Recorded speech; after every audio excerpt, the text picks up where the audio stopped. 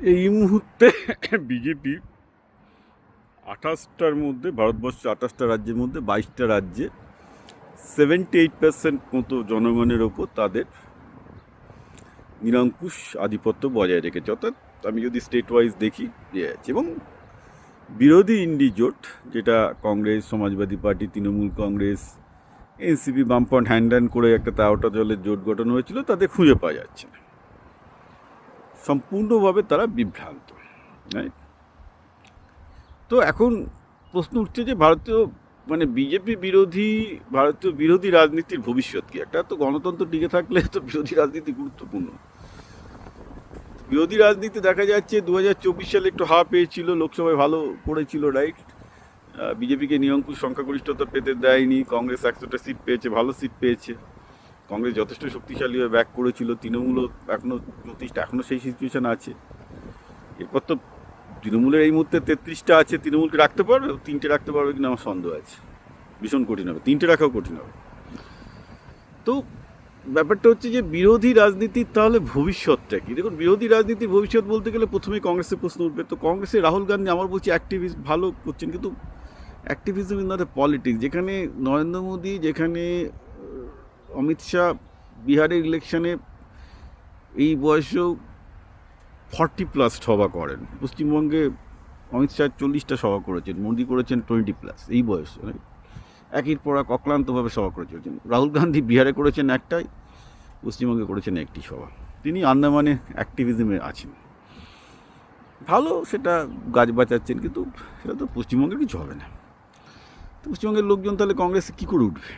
Right, তার ফোকাসই নেই। রাহুল গান্ধী কোনো ফোকাস। এবার যে হেরে গেল মমতা ব্যানার্জি, আর একটা ভালো বিশ্লেষণ কর, ভালো করেছেন, হ্যাঁ মমতা ব্যানার্জি ভিকটিম বলে চেঁচালো, মানে কোনো দায়বদ্ধতা নেই। তো এইরকম একটা কংগ্রেসের নেতা রাহুল গান্ধী, যার কোনো দায়বদ্ধতা নেই রাজনীতির প্রতি, শুধু অ্যাক্টিভিজম, পপুলিজম বা করবেন, ওইভাবে হয় না। ওর তুলনায় বরং আমি বলবো মমতা ব্যানার্জির পলিটিক্সটা বোঝেন। পলিটিশিয়ান মমতা ব্যানার্জি অ্যাক্টিভিস্ট না, উনি বোঝেন যে কী করে ক্ষমতা ধরে রাখা যায়, ক্ষমতা গেলে।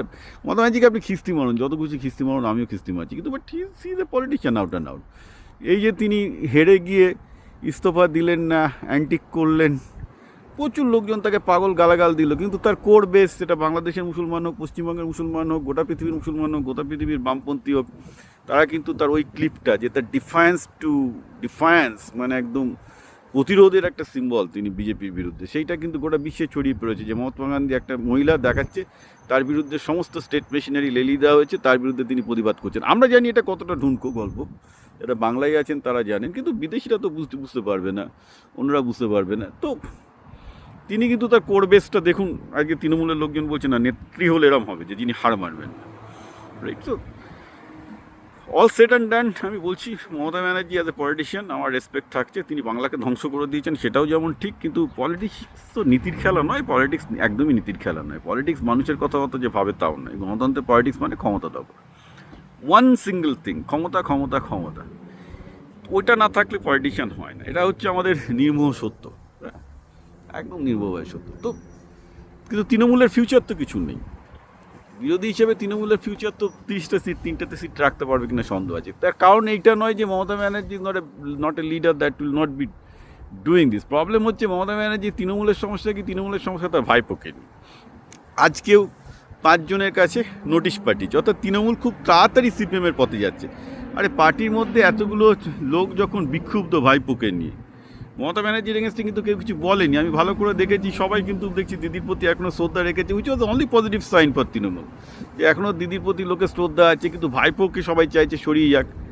তার বদলে ডেরেক ওব্রায়েন সবাইকে চিঠি পাঠিয়েছে, নিশ্চয়ই ভাইপো চাপ দিয়েছে বলে। মমতা ব্যানার্জিতে যদি না দেখেন, তাহলে পার্টিটা তো একদম সিপিএমের মতো হয়ে যাবে। একটার পর একটা শোকাজ করবে, একটার পর একটা পার্টি থেকে লোক বেরিয়ে যাবে। ওরা চাইছে পার্টি, তৃণমূল পার্টির লোকজনই চাইছে শোকাজ করাও। মহুয়া মৈত্র, সায়নী ঘোষ, এরা তো অলরেডি বিজেপির দিকে পা বেরিয়ে আছে। বিজেপিতে নেবে না সেটা অন্য ব্যাপার, নেবে কি নেবে, নিতেও পারে, আই ডোন্ট নো। রাজনীতির খেলায়, ক্ষমতার খেলায় তো বলছি আর কিছু হয় না, ছিন্ন বিচ্ছিন্ন সরাসরি বলা যেতে পারে। কিন্তু দিদি এখনও টিএমসি খেলা ঘোরাতে পারেন যদি তার ভাইপোকে বাদ দিয়ে আবার নিজের সেন্সিবল কাজকর্ম করা শুরু করেন। She still have a chance, কারণ তিনি রাজনীতি, মাঠের রাজনীতি খুব ভালো বোঝেন, এটা এখনও বোঝা যাচ্ছে। স্ট্যালিন ডিএমকে গন, আম আদমি পার্টি এবার পাঞ্জাবে হেরে যাবে, কিছু করার নেই। কারণ অরবিন্দ কেজরিওয়ালের ডিক্টেটরশিপ, সেও একটা সুরা অভিজ্ঞ পলিটিশিয়ান নয়। সিপিএম আবার ওরা এখনও অ্যাক্টিভিজম এবং পলিটিক্সের মধ্যে পার্থক্য করতে পারে না। আজকে গোটা ভারতবর্ষে 1970s পর এমন একটা সময় এসছে যে ভারতবর্ষে কোনো একটা রাজ্যে কোনো বামপন্থী পার্টি নেই। এবং বামপন্থীদের আমি যতই বলি না কেন ভাই, তোমাদেরকে একটা খুব সিম্পল ব্যাপার, একটা জায়গায় ক্ষমতা দখল করতে গেলে তোমাদের 40% তো ভোট চাই। 40% ভোট চাইতে গেলে হিন্দুদের ভোট ছাড়া তুমি কোথায় পাবে? এবার হিন্দুদের ভোট তো অ্যাক্টিভিজম করে পাবে না, যেখানে বিজেপি পোলারাইজ করে দিয়েছে। তোমাদের অল্টারনেটিভ লিবারেশন থিওলজি নিয়ে আসতে হবে, রেজিস্ট্যান্স থিওলজি নিয়ে আসতে হবে। এগুলো বামপন্থীরা, ল্যাটিন আমেরিকার বামপন্থীরা শিখিয়েছে কীভাবে দক্ষিণপন্থীদের সাথে এফেক্টিভলি তাদের অস্তেই তাদেরকে ভোঁতা করতে হয়। আমি এসব যখন বলি আমাকে এইবারে সিরিজ দিয়ে গালাগাল আছে। আমি কি বলি সেটা বোঝার মতো ক্ষমতা বাংলার বামপন্থীদের নেই। এগুলো মূর্খের দল, আমি জানি। এটা পড়াশোনাও করে না, জন্য আমার কথা বুঝবে এটা আশাও আমি করি না।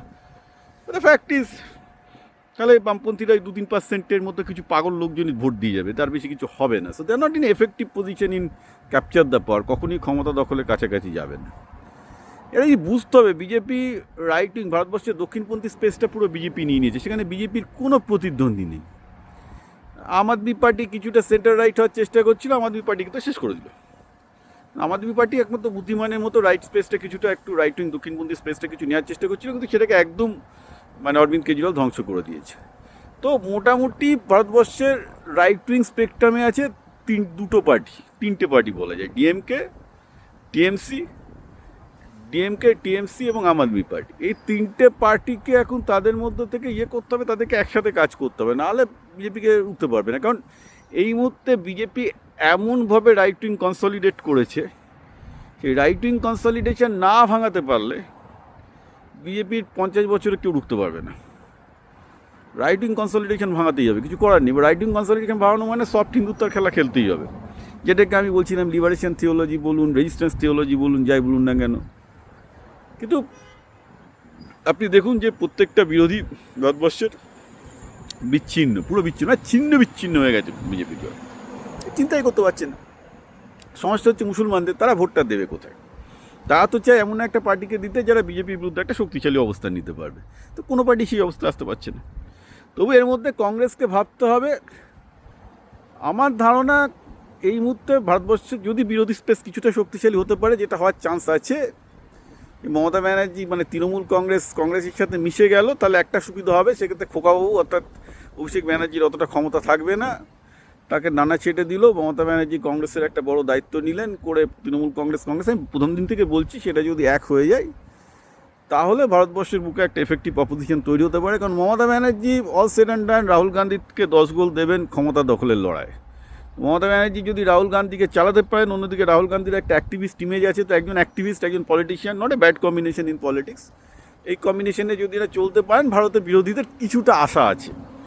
হ্যাঁ, কারণ মমতা ব্যানার্জি কিন্তু রাইট উইং স্পেসটা, তো দক্ষিণপন্থী স্পেসটা ভালো বোঝেন, আবার ইসলাম স্পেসটা ভালো বোঝেন। তো মমতা ব্যানার্জিকে যারা বলছেন যে মমতা ব্যানার্জি সন্ন্যাস নিতে, আমি বলবো যে মমতা ব্যানার্জি সন্ন্যাস নিলে ভারতের বিরোধী রাজনীতির অবস্থা আরও খারাপ হয়ে যাবে।